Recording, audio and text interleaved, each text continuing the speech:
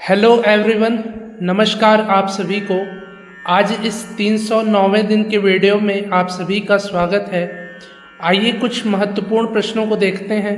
तो आज का पहला प्रश्न है, षड्ज पंचम भाव का गणितीय मान है। षड्ज पंचम भाव का गणितीय मान है 2/3। ठीक है, षड्ज पंचम भाव का गणितीय मान है 2/3। इसके बाद दूसरा प्रश्न है, तबले के बनारस बाज के जन्मदाता हैं।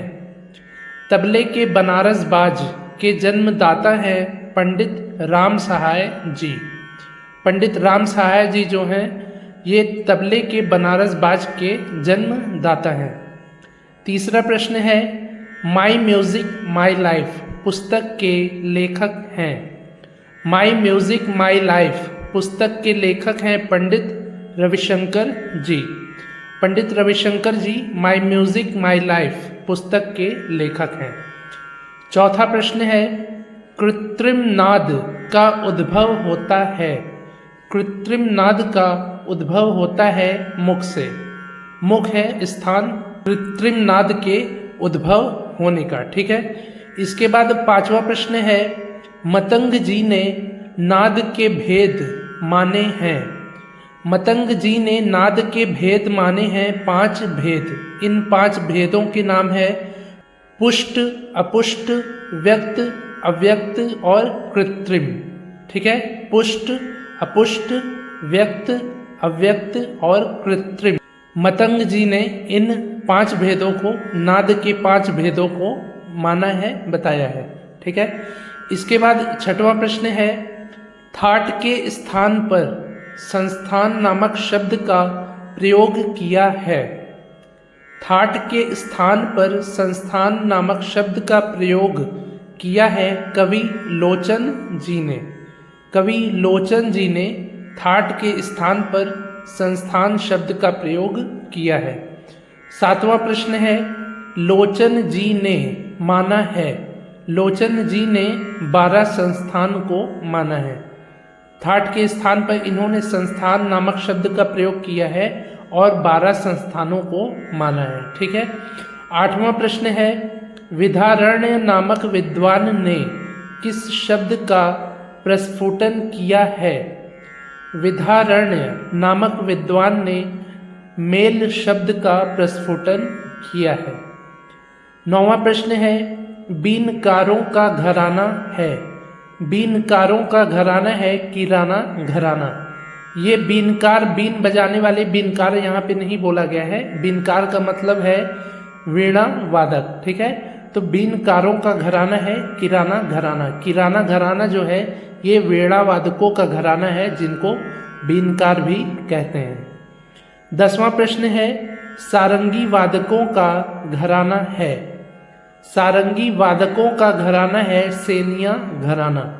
सेनिया घराना है सारंगी वादकों का घराना, यानी कि सेनिया घराने में सबसे ज़्यादा सारंगी वादक होते हैं और वहाँ का जो सारंगी वादन है वो फेमस है। ठीक है, इसके बाद 11वां प्रश्न है, उस्ताद बुंदू खां सारंगी वादक का घराना है। उस्ताद बुंदू खां सारंगी वादक जो हैं इनका घराना है दिल्ली घराना। ये दिल्ली घराने से संबंधित हैं उस्ताद बुंदू खां जी, जो कि सारंगी वादक हैं। 12वां प्रश्न है, खलीफा शब्द है। खलीफा शब्द है अरबी भाषा का शब्द। अरबी यानी कि अरब के भाषा का शब्द है खलीफा शब्द। इसके बाद 13वां प्रश्न है, रामायण कालीन संगीत में उल्लेख है। रामायण कालीन संगीत में उल्लेख है 7 जातियों का। रामायण काल के संगीत में 7 जातियों का उल्लेख किया गया है। 14वां प्रश्न है, सितार वादन का सही क्रम है। सितार वादन का सही क्रम है आलाप, जोड़, झाला, गत। कहीं कहीं पर गत को झाला के पहले बजाया जाता है, यानी कि आलाप, जोड़, गत, झाला, पर जो सही क्रम है वो है आलाप, जोड़, झाला और गत। ठीक है, इसके बाद 15वां प्रश्न है, जिस स्वर से जाति गायन का प्रारंभ होता है उस स्वर को कहते हैं। जिस स्वर से जाति गायन का प्रारंभ होता है उस स्वर को कहते हैं ग्रह स्वर। जिस स्वर से जाति गायन का प्रारंभ होता है उस स्वर को ग्रह स्वर कहते हैं। 16वां प्रश्न है, राग अड़ाना का गायन समय है।